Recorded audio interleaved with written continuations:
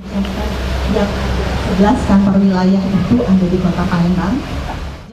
PT Jam Sostek Kantor Wilayah Sumbaksel memberikan layanan pemeriksaan kesehatan gratis untuk 1.000 orang tenaga kerja di Palembang untuk meningkatkan kualitas pelayanan perusahaan kepada para peserta. Bukan hanya itu, Jam Sostek yang menjalankan program Jam Sostek Goes to Factory juga memberikan perlengkapan alat pelindungan diri sebanyak 5.000 unit. Kegiatan Jam Sostek Goes to Factory sendiri dihadiri oleh mitra kerja PT Jam Sostek Sumbaksel seperti Dinas Tenaga Kerja Sumsel, PT Askes yang dalam waktu dekat akan bertransformasi menjadi BPJLS Kesehatan, SPSI Sumsel, serta sejumlah mitra dari dunia perbankan. Sejumlah pejabat penting di lingkungan PT Jam Sostek Sumbaksel juga nampak terlihat seperti Kepala Kantor Wilayah PT Jam Sostek Sumbaksel Iwan Kusnawan dan Kepala Kantor Jam Sostek Palembang. Dalam sambutannya, Kepala Kantor Wilayah PT Jam Sostek Sumbaksel menjelaskan jika kegiatan Jam Sostek Goes to Factory merupakan kegiatan rutin yang dilakukan sebagai bentuk perhatian dan pelayanan prima bagi para pekerja.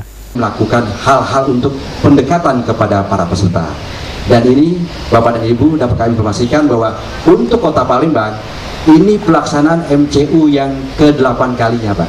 Kami sudah menyebar di perusahaan-perusahaan, namun kami buatkan seremonial pada pagi hari ini.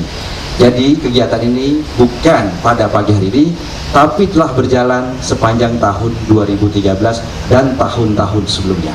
Usai membuka secara resmi program Jam Sostek Goes to Factory, Iwan Kusnawan langsung memberikan 1.000 alat pelindung diri kepada perwakilan pekerja dan memberikan tablet folat bagi 1.000 pekerja wanita.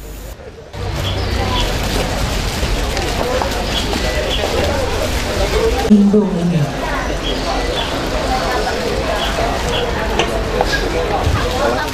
Kegiatan kemudian dilanjutkan dengan medical check up gratis bagi para pekerja.